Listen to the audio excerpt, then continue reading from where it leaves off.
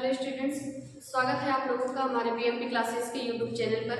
जैसा कि आज आप लोगों को पता है, आज हमारा 12th का लेक्चर है और आज के इस लेक्चर में हम लोग लेक्चर नंबर 5 चल रहा है, लेसन 1 ही पढ़ रहे हैं। कुछ भी पाठों में लैंग्वेज जैसे की क्रिएटिविटी को सीख रहे थे। जैसे कि पिछले लेक्चर में हम रिविजन कर रहे हैं। पिछले लेक्चर का हम लोग क्या सीखे थे? पिछले लेक्चर में हम लोग सीखे थे बीजांड की संरचना के बारे में बात की थी। बीजांड वगैरह क्या होता है इसके बारे में चर्चा हुआ था और साथ ही साथ जो स्पीकेशन बीजांड की संरचना हर एक पार्ट को देखे थे और बीजांड की आंतरिक संरचना को देखे थे और उस बीजांड के अंदर किस तरह से 7 कोशिकीय और 8 केंद्र की संरचना का निर्माण हो चुका था। यानी वो संरचना जो थी भ्रूणकोश कहला रही थी। भ्रूणकोश के निर्माण होने की प्रक्रिया हम लोग पिछले क्लास में देख चुके थे। जब हम लोग द्विनिषेचन पढ़ेंगे तो वहाँ फिर से वो वाला टॉपिक रिवीजन करके द्विनिषेचन की प्रक्रिया को सिखाएंगे, बताएंगे। उससे पहले आज हम लोग थोड़ा सा बीजांड के प्रकार पढ़ने वाले हैं। बीजांड कितने प्रकार के होते हैं?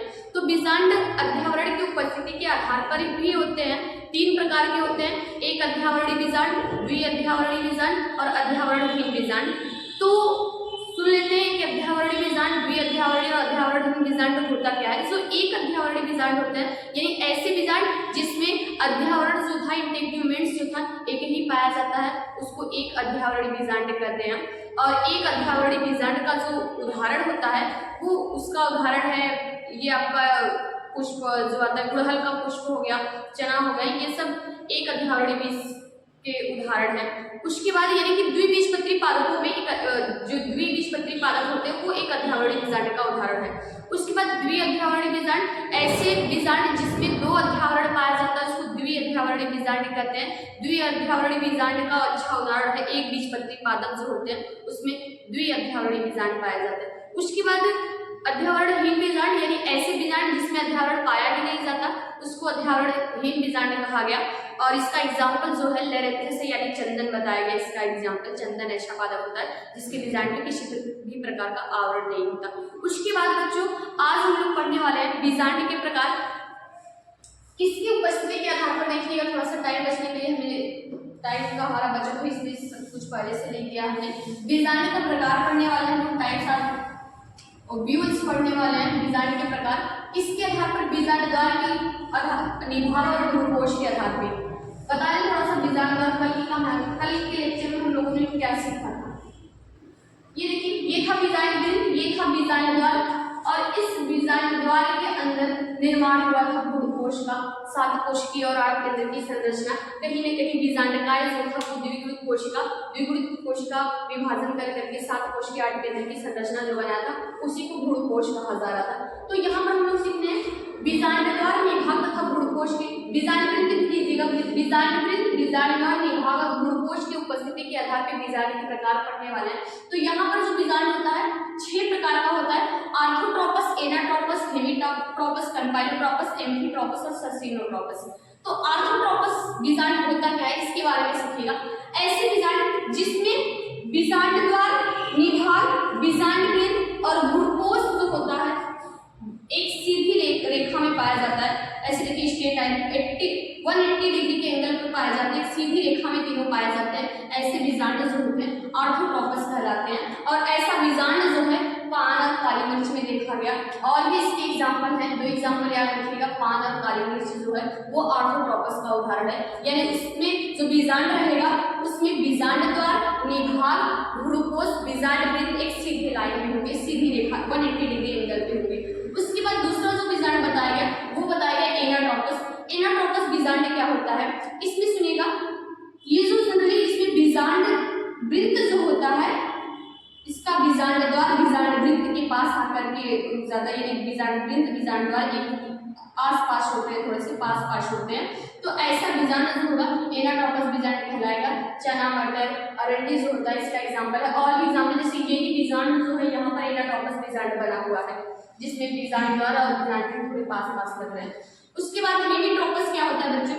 इस हेमिट्रोपस में जो बीजांड द्वार होता है, निभाग होता है, भ्रूणकोश वो एक सीधी रेखा में होते हैं लेकिन बीजांड ग्रंथ उनके साथ 90 डिग्री के एंगल पर खड़ा होता है। ऐसा बीजांड जो होता है वो हेमिट्रोपस कहलाता है। और ऐसा बीजांड रैनोकुलस पादप में देखा गया। रैनोकुलस पादप में अतिविषाइलिमोन पादप रखा गया। ये सब जहरीले पादप है, थोड़ा सा रेयर किस्म मिलते हैं ऐसे पादप, हम जनरली देखे नहीं हैं। ये सब जहरीले पादप हैं। तो ये रेनिनकुलस फैमिली के जितने पादप होते हैं उसमें हेमिट्रोपस बीजांड पाया जाता है। हेमिट्रोपस बीजांड में बीजांडदार निभाग भ्रूणकोश एक सीधी लाइन में होगा, बीजांड से 90 डिग्री एंगल पे होगा। आते हैं इसमें बच्चों कैम्पाइलोट्रोपस में। देखिएगा कैम्पाइलोट्रोपस में जो बीजांडवृत्त होता है बीजांड द्वार के पास होता है, बीजांडवृत्त और बीजांड द्वार जो होते हैं आसपास होते हैं, और निभाग जो होता है इसके सीधे यानी कि निभाग सीधी रेखा में बीजांड बताया गया बीजांड द्वार के विपरीत का भाग निभाग कहलाता है, दोनों एक सीधी रेखा में होते हैं। जबकि यहाँ पर कैम्पाइलोट्रोपस में बीजांड द्वार और निभाग सीधी रेखा में नहीं हो पाते, तो इसको कहा जाता है, ऐसे बीजांड को कहा जाता है कैम्पाइलोट्रोपस। और ऐसा बीजांड जो होता है कोहड़े लौकी में देखने को मिलता है। उसके बाद अगला जो है हमारा वो है एम्फीट्रोपस। एम्फीट्रोपस बीजांड क्या होता है? एम्फीट्रोपस बीजांड में ये जो बीजांडवृत्त जो होता है इस तरह से हुआ होता है, जैसे भ्रूणकोश इसके अंदर बीजांड और बीजांडवृत्त आसपास होते हैं। भ्रूणकोश इसमें इस तरह से हुआ होता है जिसमें घोड़े के नाल जैसी संरचना का निर्माण होता है। ये देखिए भ्रूणकोश, और भ्रूणकोश जो है वो घोड़े के नाल जैसी संरचना का निर्माण किया हुआ है, इसलिए ये बीजांड जो होगा एम्फीट्रोपस बीजांड कहलाएगा। और ऐसा बीजांड जो है मूलावास और ये कोशिका के पादप में देखने को मिला था। कोशिका यानी वही अफीम जो कि नशीला पादप है, ये अफीम का पादप। यानी ध्यान दीजिएगा बच्चों, इसमें जो भ्रूणकोश होता है वो घोड़े के नाल जैसी संरचना का निर्माण करता है, एम्फीट्रोपस कहलाता है। उसके बाद लास्ट छठा हमारा है सर्सिनोट्रोपस। सर्सिनोट्रोपस में क्या होता है? सर्सिनोट्रोपस में जो बीजांड होता है बीजांडवृत्त ही बीजांड को इस तरह से घेर लेता है, यानी ये पूरी संरचना बीजांडवृत्त की है, यानी बीजांडवृत्त जो होता है भ्रूणकोश को पूरी तरह से घेरे हुए रहता है, और ये संरचना जो होगी सर्सिनोट्रोपस कहलाएगी। और ऐसा सर्सिनोट्रोपस बीजांड जो है नागफनी में देखने को मिला। और भी इसके एग्जाम्पल हो सकते हैं जो हमारे बुक में दिया है, हमने वो यहाँ लिखा है। तो ध्यान दीजिएगा बच्चों, ये बीजांड के प्रकार है। बीजांड के प्रकार बीजांडदार निभावक भ्रूणकोश के आधार पर ये हमने बताया है। ये आप लोग स्क्रीनशॉट रख लीजिए, छाप लीजिएगा, आई हो भी गया होगा। मैं इरेज करने जा रही हूँ बच्चों, आई होप हो गया होगा।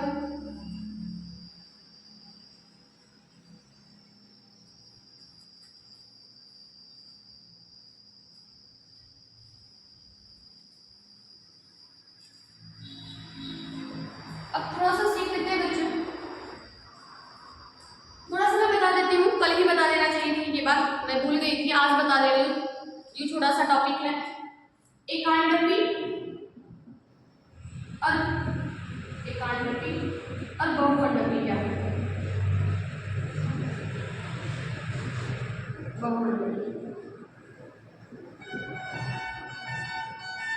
एकांडपी और बहुअंडपी। सुनिएगा बच्चों, ऐसा स्थितिकेशक जिसमें अंडक जो है यानी अंडाशय जो है एक ही पाया जाता है एकांडपी कहलाता है। जैसे कल हमने जो बनाया था ये है एकांडपी, यानी ऐसा स्थितिकेशक जिसमें अंडक जो होता है एक ही पाया जाता है एकांडपी कहलाता है। बहुअंडपी ये भी दो प्रकार के होते हैं, युक्तांडपी और वियुक्तांडपी। युक्तांडपी और वियुक्तांडपी।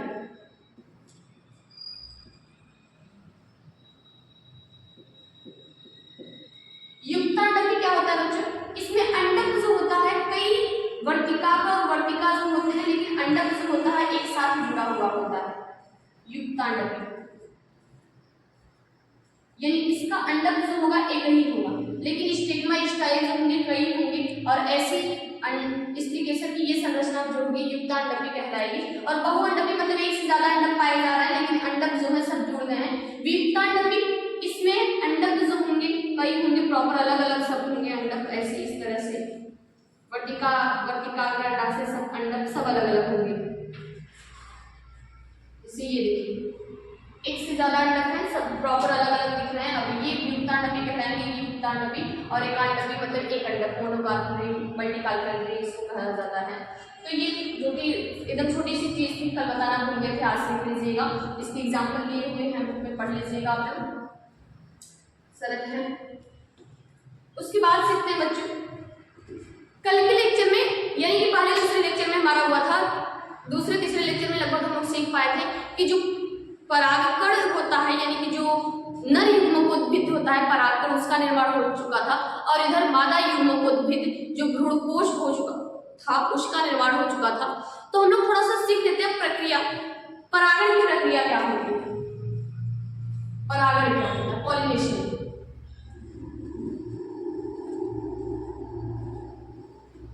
पॉलिनेशन क्या होता है, परागण। थोड़ा सा डिफिनेशन सीखिएगा बच्चों, बस एक दो लाइन में। परागण वो प्रक्रिया है जिसमें किसी पुंकेसर के परागकण किसी स्त्री केसर के वर्तिकाग्र पर पहुंचने की जो प्रक्रिया होती है वो परागण कहलाती है। यानी परागण की प्रक्रिया के द्वारा किसी पुंग का जो पुंकेसर होता है वो किसी स्त्री केसर के वर्तिकाग्र पर पहुंचता है, तो वर्तिकाग्र पर पहुंचने की प्रक्रिया जो होती है परागण कहलाती है। लिख देते हैं परागण होता क्या है, सॉरी परागण क्या लिखिए, परागण पॉलिनेशन प्रक्रिया है वो प्रक्रिया, परागण वो प्रक्रिया है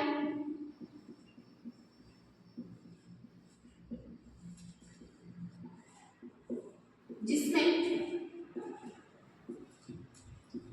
किसी पुंकेसर का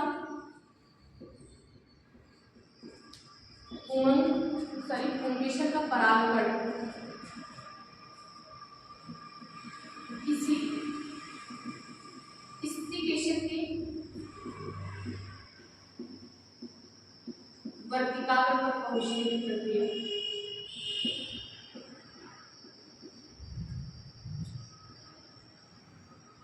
पहुंचने की प्रक्रिया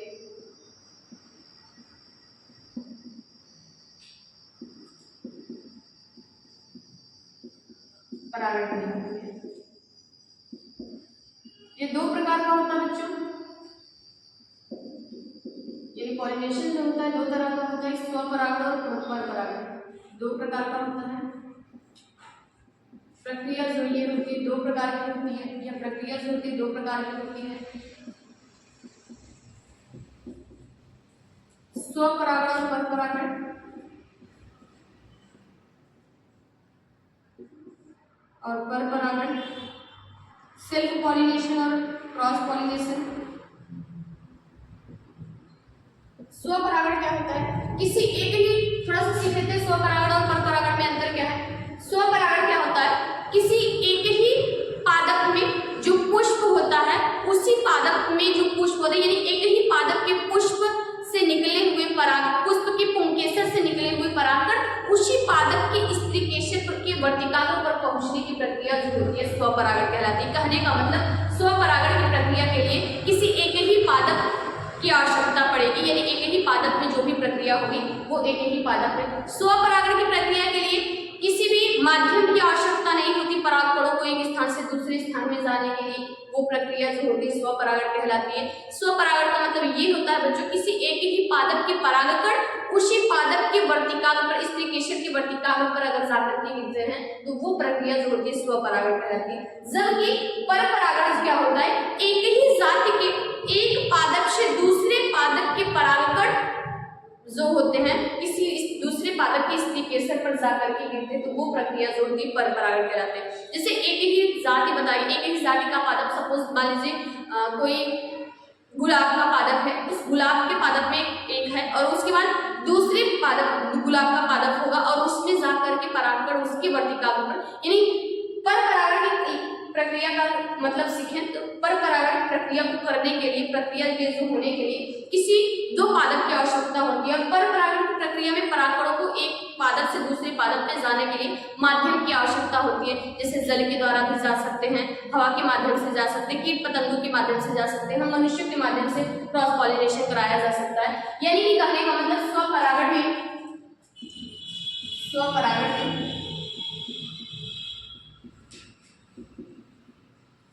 माध्यम की आवश्यकता नहीं होती।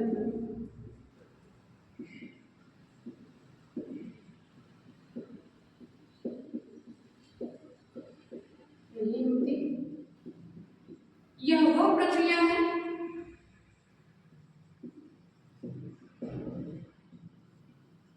जिसमें एक ही जाति के एक ही पादप के पुंकेसर, एक ही पादप के परागकण, उसी पादप की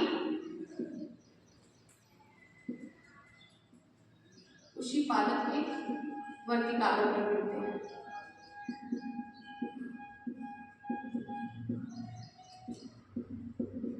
यानी ये इस प्रक्रिया को होने के लिए एक पादप की आवश्यकता हो पड़ेगी, जबकि परपरागण वह प्रक्रिया है, यह वह प्रक्रिया है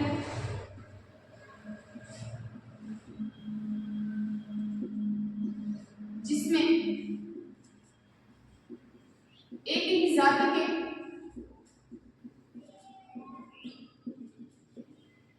दो अलग अलग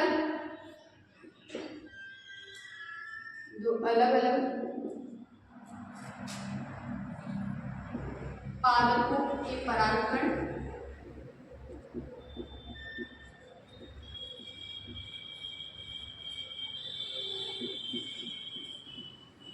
दूसरे पादप के वर्तिकाग्र पर मिलते हैं।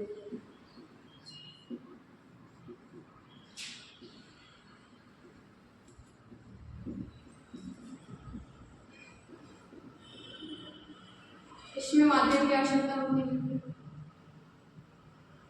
इसमें किसी माध्यम की आवश्यकता होती है।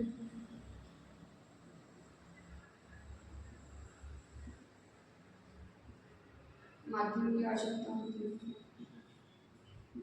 और ये प्रक्रिया होने के लिए दो पादप की आवश्यकता पड़ेगी।